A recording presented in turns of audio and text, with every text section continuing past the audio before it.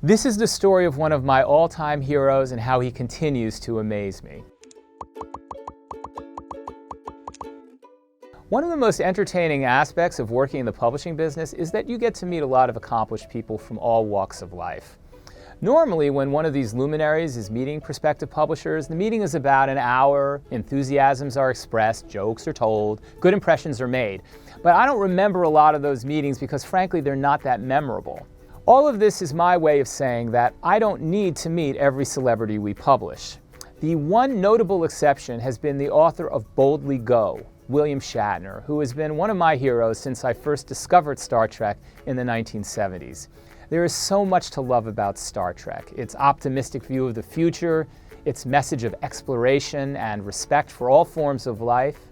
But for me, the main reason to tune in was to see what Captain James T. Kirk was going to do next. I came of age with all of the usual heroes, James Bond, Superman, Batman, Indiana Jones, but no one, in my view, could compare to Captain James Tiberius Kirk. He was strong and brainy, courageous and vulnerable, a commander who cared about his crew, a fighter willing to risk his life for peace, a lover who was married to his ship. To this day, I still consider him to be the epitome of what a great leader is.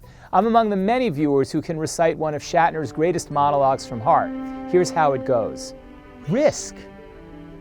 Risk is our business. That's what this starship is all about.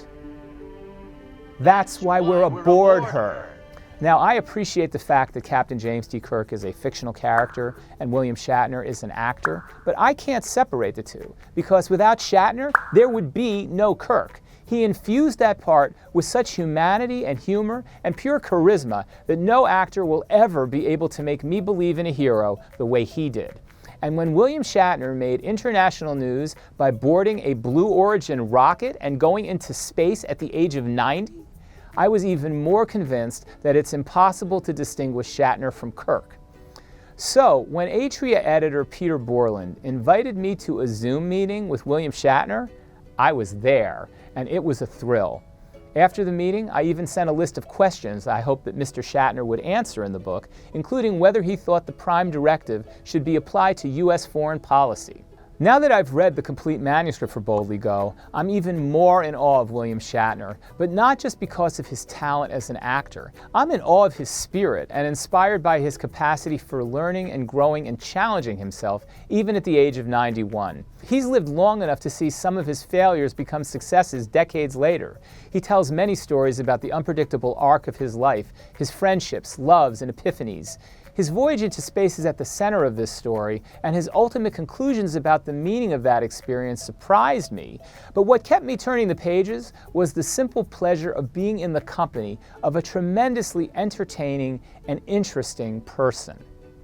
I've watched William Shatner on various screens for nearly 50 years, but this book shows us who he really is and how, as he nears the end of his life, he's living with as much joy and curiosity as always. He's still riding horses. He recently swam with sharks.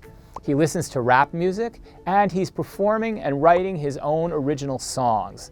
Despite having outlived many loved ones, he writes, "I find there is so much more to celebrate than to mourn."